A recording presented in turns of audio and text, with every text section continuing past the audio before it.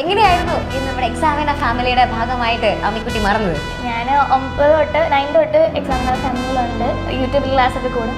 10th revision ബാച്ചിലാണ് join ചെയ്തത്. യൂട്യൂബിൽ നമ്മുടെ ബാച്ചിലേക്കൊക്കെ വരുന്ന സമയത്ത് മോള് രണ്ടും കണ്ടിട്ടുള്ള ഒരാളാണല്ലോ.